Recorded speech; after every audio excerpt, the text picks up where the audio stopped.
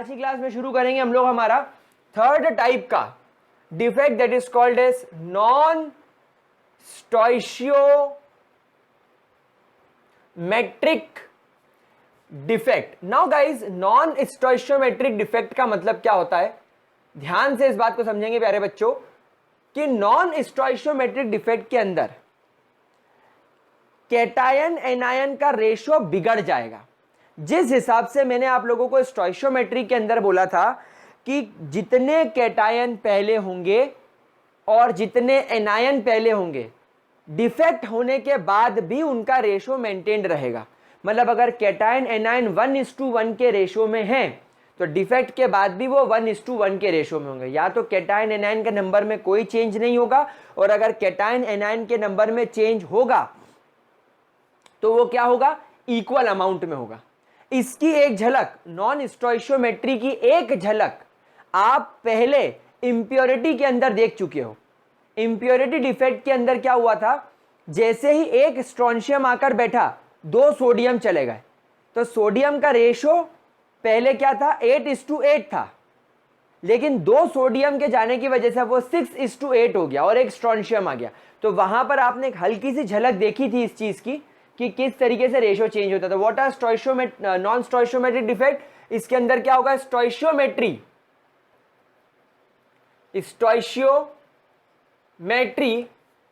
Of the solid gets affected. इस defect की वजह से stoichiometry of the solid gets affected. ठीक है, अब स्टोइकियोमेट्रिक डिफेक्ट जो होते हैं, नॉन स्टोइशियोमेट्रिक डिफेक्ट, ये 2 तरीके के होते हैं। पहले होते हैं metal excess defect, metal excess defect, और दूसरे होते हैं मेटल डेफिशिएंसी डिफेक्ट। अब यहां पर इन दोनों डिफेक्ट्स को ध्यान से सुनना, इन दोनों बात को आप ध्यान समझना, कुछ रटने की जरूरत नहीं, सब क्लियर हो जाएगा। मेटल एक्सेस हो गया और एक में मेटल की डेफिशिएंसी हो गई। अब एक बात समझो, मेटल क्यों लिखा मैंने, मेटल क्यों लिखा, because we all know that metal का हमेशा काम क्या होता है, टू लूज द इलेक्ट्रॉन्स। तो मेटल हमेशा इलेक्ट्रॉन लूज करके क्या बना लेता है, एक तरीके का केटायन। मतलब पहले वाले केस में मेटल एक्सेस का मतलब है क्या, एक्सेस हो गया, केटायंस एक्सेस हो गए, और दूसरे वाले केस में मेटल की डेफिशिएंसी हो गई। मतलब किसकी डेफिशिएंसी हो गई, कैटायंस की डेफिशिएंसी हो गई। तो बिल्कुल इसके अंदर चकराने की या बिल्कुल टेंशन लेने वाली बात नहीं है। दोनों केसेस हम लोगों को पढ़ने हैं। पहले केस में हम मेटल को एक्सेस करेंगे, मतलब कैटायन को एक्सेस करेंगे, और दूसरे केस में कैटायन की डेफिशिएंसी करेंगे। और हम लोग समझ गए हैं कि अगर कैटायन एक्सेस हुआ या कैटायन डेफिशिएंसी हुई तो स्टोइशियोमेट्री 100% क्या हो जाएगी, डिस्टर्ब हो जाएगी। नो डाउट इसके अंदर स्टोइशियोमेट्री क्या होने वाली है, डिस्टर्ब होने वाली है। क्या इतना आप लोगों ने नोट कर लिया, कोई दिक्कत इसके अंदर? चलिए तो शुरू करते हैं हम लोग। यहां पर हमारा first defect that is called as metal deficiency defect. अब एक बात ध्यान दो, एक बात ध्यान से समझो कि मेटल एक्सेस कितने टाइप से हो सकता है, मेटल एक्सेस कितने टाइप से हो सकता है, समझना इस बात को। हमारे मार्कर ने उल्टी कर दी है चलो, हाँ तो बताओ मुझे मेटल एक्सेस कितने टाइप से हो सकता है। मैं कहता हूं मेटल एक्सेस जो है वो 2 टाइप से हो सकता है। पहला ये कि कहीं बाहर से मेटल आकर बैठ जाए। पहला क्या होगा कि कहीं बाहर से एक्स्ट्रा मेटल आकर बैठ जाए, यानी एक्स्ट्रा कैटायन कहीं बाहर से आकर स्पेस ऑक्यूपाई कर ले। या तो ये हो सकता है, या तो क्या हो सकता है कि एक एनायन अपनी पोजीशन छोड़कर चला जाए। तो 2 केसेस हो सकते हैं। तो यहां पर जो पहला केस हम लोग यहां पर डिस्कस करने वाले हैं that is metal excess defect due to anion deficiency, due to anion deficiency. यानी जो पहला इफेक्ट हम लोग पढ़ने वाले हैं मेटल एक्सेस डिफेक्ट, उसमें ड्यू टू एनायन वैकेंसी। ध्यान से समझना इसको।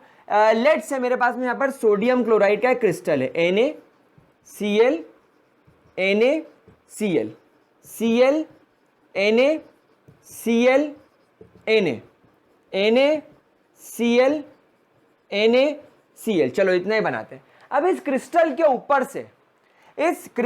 के ऊपर से अगर मैं सोडियम के वेपर्स पास करूं, ध्यान से समझना क्या कर रहा हूं मैं, सोडियम के वेपर्स को पास कर रहा हूं, यानी इस क्रिस्टल के ऊपर से सोडियम के वेपर्स पास हो रहे हैं।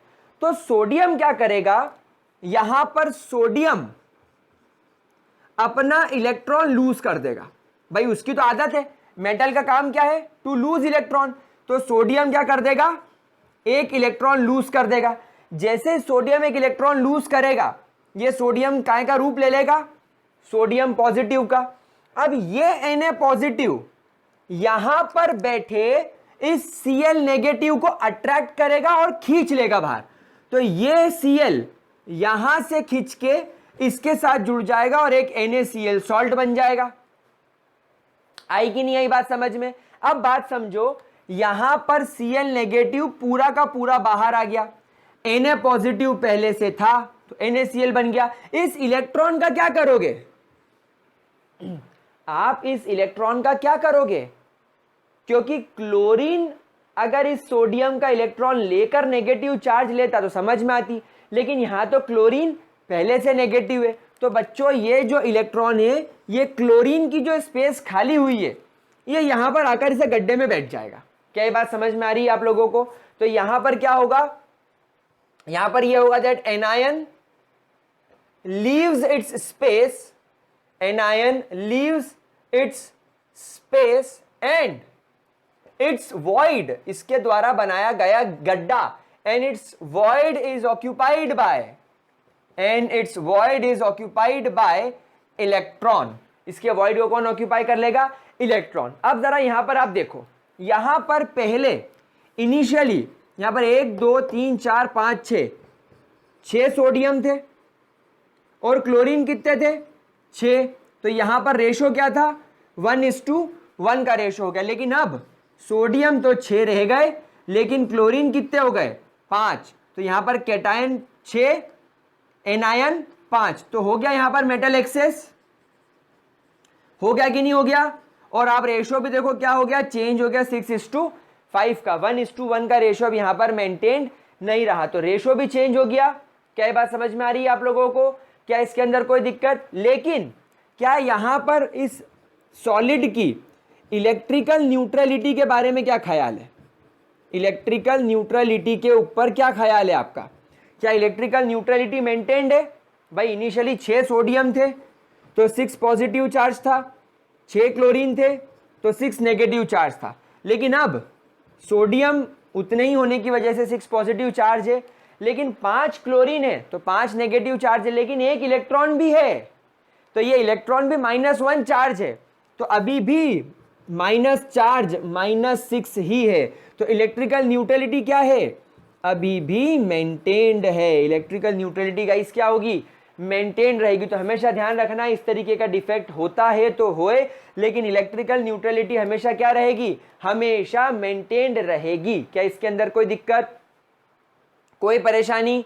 क्या अच्छे तरीके से इतनी बात आप लोगों को क्लियर हो रही है प्यारे बच्चों? प्लीज जरा ध्यान से देखें इसको, इतना देखो, फिर कुछ रब करके और लिखना है मुझे, तो पहले इतना देख लो। हाँ बच्चों, देख लिया? ठीक है, चलो अब ये पॉइंट थोड़े से रब करेंगे और जगह बनाएंगे और अब समझेंगे। अब बच्चों एक बात देखो, ये वेपर सब हो गया, सब हो गया ये। हाँ अब देखो, अब क्या होगा, यहां पर बन गया एक वॉइड, और ये इलेक्ट्रॉन जो है, this electron is free electron. तो जब कभी भी किसी सॉलिड क्रिस्टल के पास फ्री इलेक्ट्रॉन होता है, due to free electron, electrical conductivity पर क्या असर पड़ता है, बताओ? इलेक्ट्रिकल कंडक्टिविटी पर क्या असर पड़ता है, इट इंक्रीजेस। तो यहां वाले केस में जब एनायन डेफिशिएंसी होती है, मेटल एक्सेस डिफेक्ट में जब एनायन की डेफिशिएंसी होती है, वो फ्री इलेक्ट्रॉन छोड़ जाता है और इस वजह से उसकी कंडक्टिविटी बढ़ जाती है, तो दे बिकम्स वेरी गुड कंडक्टर।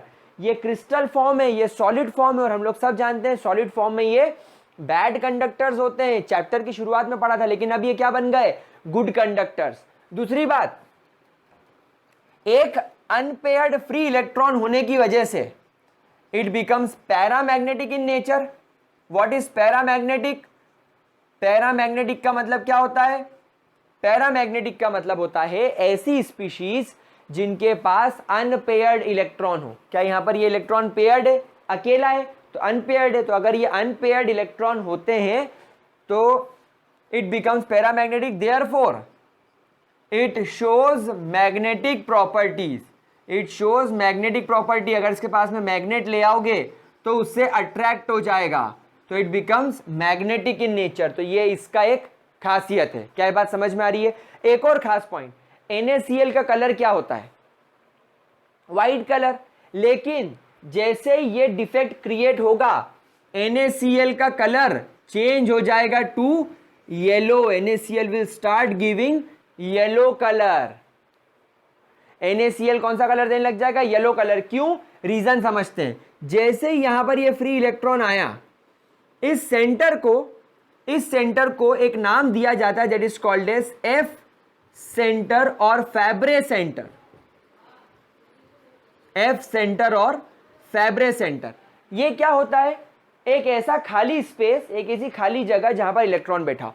अब जैसे ही ये क्रिस्टल आउटर एनर्जी से, यानी कि आउटर सोर्स से एनर्जी अब्सॉर्ब करेगा, ये इलेक्ट्रॉन एक्साइट होगा, एक्साइट होकर एक्साइटेड स्टेट में जाएगा और वहां पर से एनर्जी रिलीज करके वापस ग्राउंड स्टेट में आएगा। तो ये इलेक्ट्रॉन का एक्साइट होना, डी एक्साइट होना, एक्साइट होना, डी एक्साइट होना, ये चलता रहेगा।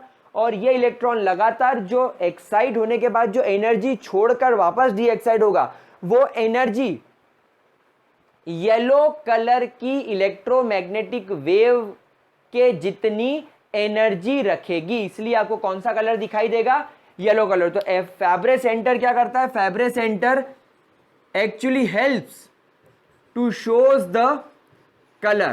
तो हमेशा ध्यान रखना, अगर एनायनिक डेफिशिएंसी क्रिएट हुई, so therefore your crystal will become coloured. आपका क्रिस्टल कलर्ड हो जाएगा। NaCl येलो कलर देता है। अगर यही इफेक्ट आप लोग लिथियम क्लोराइड के अंदर देखेंगे तो ध्यान रखिएगा, you will observe a pink colour lithium chloride के अंदर। और अगर आप लोग इसे पोटेशियम क्लोराइड के अंदर देखेंगे तो it will start giving violet colour. तो प्यारे बच्चों, आप लोगों को मेटल एक्सेस डिफेक्ट में NaCl, LiCl और KCl के कलर भी याद रखने होंगे। समझ में आ रही है बात? कोई दिक्कत? देख लीजिए इसको।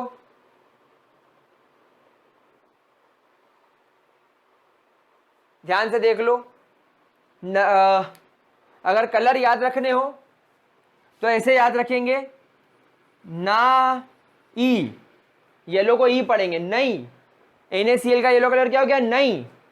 नहीं मतलब न्यू, नहीं। ली, Li ली, पिंक, नई ली पिंक, नई ली पिंक। क्या ली? नई ली। मैंने क्या ली? पिंक कलर की। क्या ली? केवी। नई ली पिंक, केवी। नई ली पिंक और केवी, ये तीन चीज याद रखना। केवी वाले बच्चे केंद्र विद्यालय, केवी, ली पिंक, कुछ भी हो सकता है पिंक कलर की। आप लोगों ने टी शर्ट ली हो, मोबाइल का कवर लिया हो, यूजुअल लड़कियां लेती है, पिंक कलर कुछ लिया हो आप लोगों ने। और नई मतलब न्यू। तो नई क्या हो गया? न से NaCl, ई से येलो, ली पिंक, ली यानी लिथियम क्लोराइड, पिंक यानी कि पिंक, और केवी, व्हाट इज केवी? केंद्र विद्यालय, KCl एंड वॉयलेट। तो इस तरीके से आप ये याद कर सकते हैं। जल्दी से इसको नोट कर लीजिए, फिर शुरू करते हैं मेटल डेफिशिएंसी डिफेक्ट का, सॉरी मेटल एक्सेस डिफेक्ट का सेकेंड पार्ट। जल्दी से इसको नोट करो। चलो करे रब। नाउ सेकेंड, यहां पर एनायन का नंबर कम हो गया था। पहले वाले केस में एनायन का नंबर कम हो गया था, लेकिन अब एनायन का नंबर कम नहीं होगा, एनायन तो उतने ही रहेंगे, लेकिन एक्स्ट्रा कैटायन आ जाएगा, एक्स्ट्रा कैटायन हो जाएगा। देखो ध्यान से समझना इस चीज को।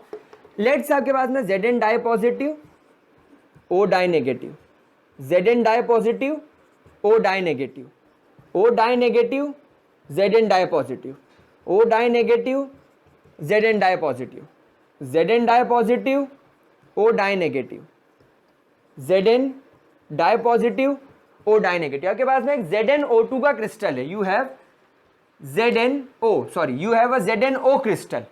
अब क्या होता है जब कभी भी हम अब देखो एक्चुअली क्या ये एक क्रिस्टल है, ऐसे बहुत सारे क्रिस्टल्स होंगे हमारे पास में।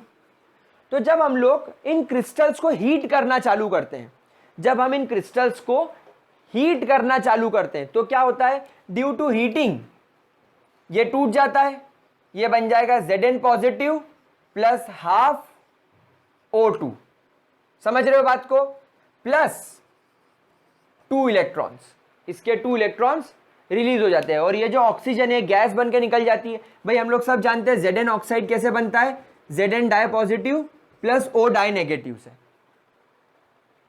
तो क्या होगा, जैसे ही आप इसे हीट करेंगे, जैसे आप इसे हीट करेंगे, मैं इस रिएक्शन को अगर बैलेंस करके बताऊं तो कुछ ऐसी दिखेगी आपको। जैसे ही आप लोगों ने हीट करा तो ये 2 ऑक्सीजन जुड़ के O2 बन के गैस बन के बाहर उड़ गए, 2 जिंक पॉजिटिव अपनी पोजीशन पे रहेंगे और ये ऑक्सीजन जिसने जिंक के इलेक्ट्रॉन अब्जॉर्ब करे ये उसको छोड़ देंगे। और बाद में हम लोग जब नॉर्मली रिएक्शन पढ़ते हैं तो हम इसे 2Zn प्लस O2 लिखते हैं, मतलब हमारा ये मानना होता है कि इलेक्ट्रॉन इसने वापस ले लिए। लेकिन यहां वाले केस में जिंक इलेक्ट्रॉन वापस नहीं लेगा, यहां पर 4 इलेक्ट्रॉन होंगे क्योंकि 2 जिंक है। तो यहां वाले केस में आपने हीट करा तो ऑक्सीजन तो गैस बन के बाहर उड़ गई, ऑक्सीजन जो है वो गैस बन के उड़ गई। अब ये जो जिंक का कैटायन है, we know it is a very small cation, it is a very small cation. तो अगर ये जिंक कहीं आसपास आप हीट कर रहे हो तो ये जिंक घूमता घामता फिसलता हुआ यहां पर कहीं पर आकर बैठ जाएगा, it will occupy the interstitial space, ये इंटरस्टिशियल स्पेस में आकर बैठ जाएगा। अब यहां पर आप देखो पहले जिंक डाई पॉजिटिव 6 था, ऑक्सीजन डाई नेगेटिव भी 6 था, तो यहां पर स्टोइशियोमेट्री बैलेंस्ड थी। लेकिन अब क्या हो गया, अब Zn डाई पॉजिटिव 6 से 7 हो गया, लेकिन ऑक्सीजन डाई नेगेटिव अभी भी 6, तो स्टोइशियोमेट्री गड़बड़ हो गई। पहले चार्ज एक जिंक पर +2 होने की वजह से +12 चार्ज था और ऑक्सीजन पर -12 चार्ज था। लेकिन अब क्या हुआ, अब एक जिंक बढ़ जाने की वजह से +14 चार्ज हो गया। तो क्या चार्ज इलेक्ट्रिकल न्यूट्रलिटी डिसबैलेंस होती है? नहीं, इलेक्ट्रिकल न्यूट्रलिटी हमेशा मेंटेन्ड रहती है। Electrical neutrality is always, I repeat, is always balanced. तो यहां पर क्या होगा, जो 2 इलेक्ट्रॉन निकले हैं ये इलेक्ट्रॉन भी आकर यहां पर कहीं पर बैठ जाएंगे। तो 2 इलेक्ट्रॉन भी आ गए तो -14 चार्ज हो गया, तो इलेक्ट्रिकल न्यूट्रलिटी अभी भी क्या हो गई, बैलेंस्ड हो गई। क्या बात समझ में आ रही है आप लोगों को? लेकिन प्रॉब्लम क्या हुई, एनायन कम हो गए, कैटायन ज्यादा हो गए, इसलिए एक्स्ट्रा कैटायन होने की वजह से फिर मेटल एक्सेस डिफेक्ट यहां पर आपको शो होने लग रहा है। क्या ये चीज क्लियर हो रही है प्यारे बच्चों को मेरे? Is this clear to you all guys? क्या इसके अंदर किसी भी तरीके की कोई डाउट, कोई प्रॉब्लम? अब इस डिफेक्ट की वजह से क्या इफेक्ट होने लगेगा बताओ? पहला इफेक्ट ये होने लगेगा कि due to free electrons electrical conductivity increases. भाई इलेक्ट्रिकल कंडक्टिविटी इंक्रीज हो गई फ्री इलेक्ट्रॉन की वजह से। 2 फ्री इलेक्ट्रॉन होने की वजह से पैरामैग्नेटिक बिहेवियर आ गया। तो पैरामैग्नेटिक बिहेवियर आने की वजह से ये मतलब पैरामैग्नेटिक बिहेवियर शो करने लगेगा। ध्यान रखना ये इलेक्ट्रॉन्स पेयर्ड नहीं है, एक यहां पर है तो एक यहां पर है, या हो सकता है एक यहां पर कहीं पर बैठ जाए, तो ये पेयर्ड नहीं है, दीज आर अनपेयर्ड, इसलिए पैरामैग्नेटिक बिहेवियर शो करेगा। और ये फ्री इलेक्ट्रॉन्स भी बाहर से एनर्जी अब्सॉर्ब करेंगे, एक्साइटेड होंगे, डी एक्साइट होंगे। सो देयरफॉर जो क्रिस्टल है उसमें फ्री इलेक्ट्रॉन्स होने की वजह से becomes coloured, electrons becomes due to free electrons. ये 3 केस आपको हमेशा देखने को मिलेंगे। समझ में आ रही बात बेटा हम लोगों को? तो this is metal excess defect due to extra cation. जरा ध्यान से देख लो, फिर मेटल डेफिशिएंसी की तरफ चलते हैं। Have a look. चलो, मेटल एक्सेस डिफेक्ट को खत्म करने के बाद अब हम लोग यहां पर स्टार्ट करेंगे metal deficiency defect. We will start metal deficiency defect. बोलो हाँ कि ना? तो we will start metal deficiency defect. Metal deficiency defect, deficiency का मतलब कमी हो जाना।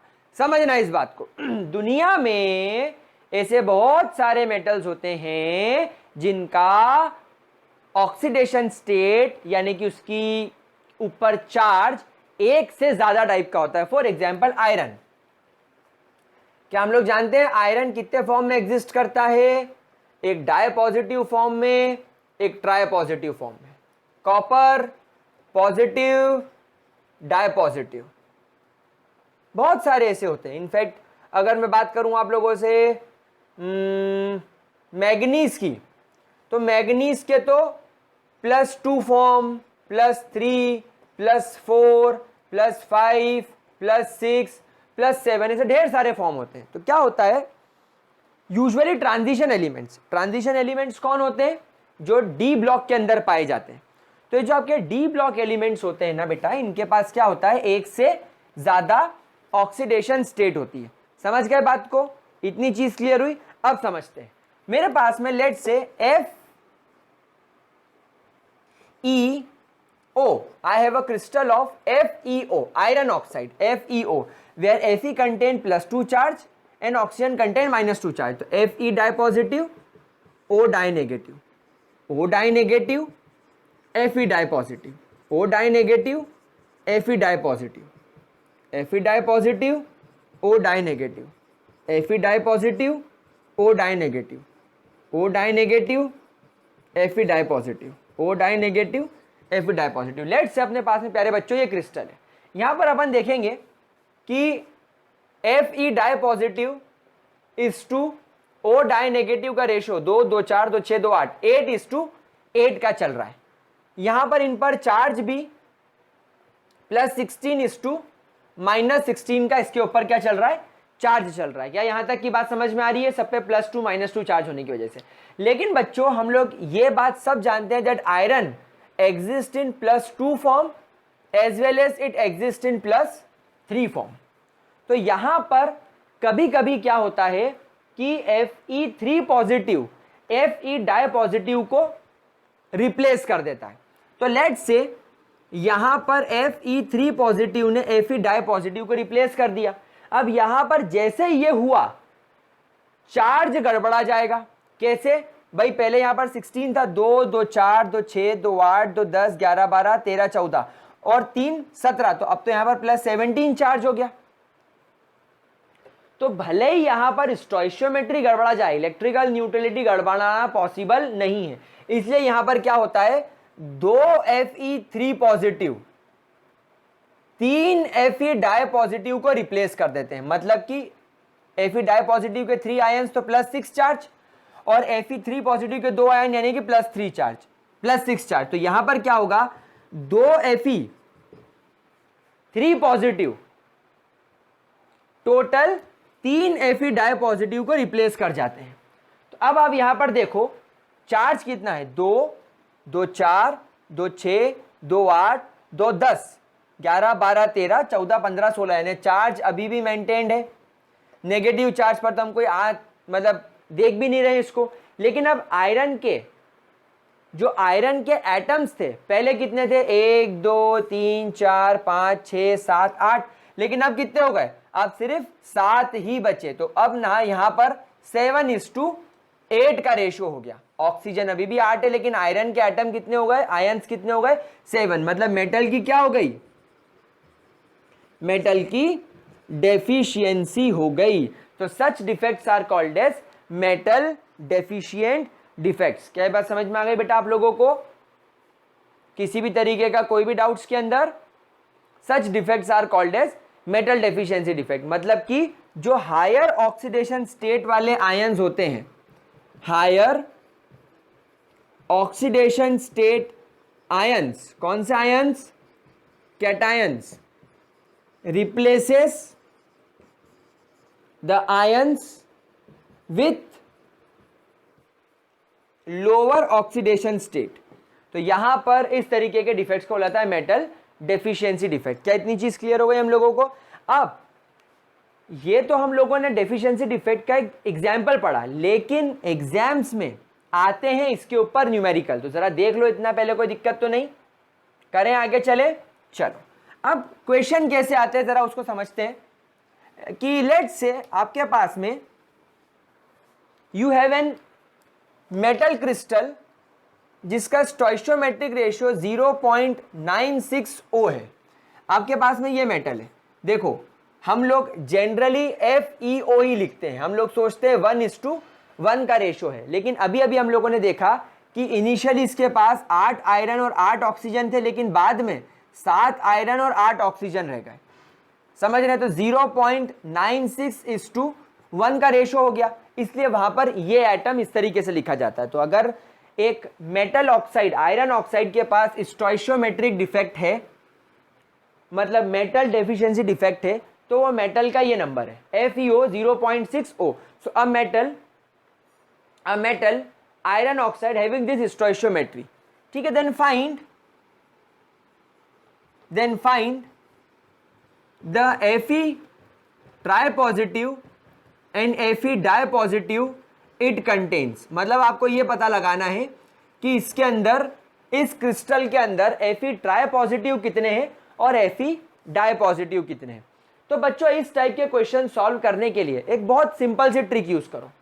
अभी हम लोग जानते हैं कि ये 1:0.96 का रेशियो है, तो पहले क्या करो, दोनों को 100 से मल्टीप्लाई कर दो ताकि न्यूमेरिकल हम लोग इजीली कर पाए। तो अब ये हो गया Fe 96O 100। क्या ये बात समझ में आ रही है आप लोगों को? क्या इसके अंदर किसी भी तरीके का, आई रिपीट, किसी भी तरीके का कोई भी डाउट? ठीक है। दूसरी बात हम लोग सब जानते हैं दैट हर क्रिस्टल के अंदर इलेक्ट्रिकल न्यूट्रलिटी मेंटेन होती है। इलेक्ट्रिकल न्यूट्रलिटी हमेशा क्या होती है? मेंटेन्ड होती है। इसका मतलब यह है कि गड़बड़ी इसके अंदर है, ऑक्सीजन में तो कोई गड़बड़ी नहीं है। We all know that oxygen carry -2 charge. तो बच्चों यहां पर अपन माइनस नहीं लगाएंगे, यहां पर हम लोगों को मालूम है कि ऑक्सीजन पे कितना चार्ज है, -2। ऑक्सीजन के एटम कितने? 100। तो इस ऑक्सीजन पे टोटल चार्ज कितना हो गया? 200। यानी कि मैंने क्या करा, एक ऑक्सीजन पे 2 चार्ज, तो 100 ऑक्सीजन पर 200 चार्ज। क्या ये बात आप लोगों को समझ में आ गई? तो यहां पर मैंने लिख दिया इस तरीके से। अब एक बात समझो, आपके पास में टोटल आयरन के एटम कितने हैं? Total we have 96 atoms of iron, लेकिन अभी ये पता नहीं है कि ट्राई पॉजिटिव कितने हैं और डाई पॉजिटिव कितने हैं। लेकिन हम लोग सब जानते हैं कि ट्राई पॉजिटिव पे +3 चार्ज होता है और डाई पॉजिटिव पे +2 चार्ज होता है। मतलब कि 96 एटम्स पर, 96 एटम ऑफ आयरन पर मस्ट कंटेन 200 चार्ज।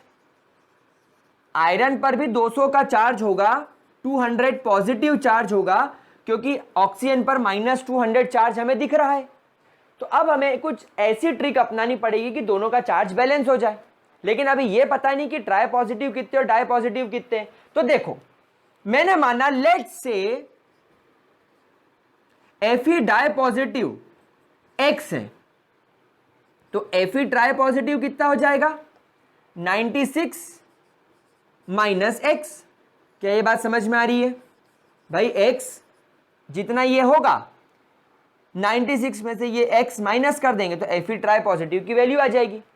तो अब मैंने माना कि मेरे पास में X एटम डाई पॉजिटिव के हैं, तो मैंने बोला X एटम मेरे पास में डाई पॉजिटिव के हैं, तो इन पर कितना चार्ज होता है? 2। तो मैंने चार्ज से मल्टीप्लाई कर दिया जिस प्रकार मैंने यहां पर किया था, +3, क्योंकि ट्राई पॉजिटिव पे 3 चार्ज होता है, तो मैंने चार्ज को 3 से मल्टीप्लाई कर दिया। और इसके नंबर ऑफ एटम कितने हैं? 96 - X। मतलब हम लोगों ने क्या करा, नंबर ऑफ एटम को चार्ज से मल्टीप्लाई कर दिया।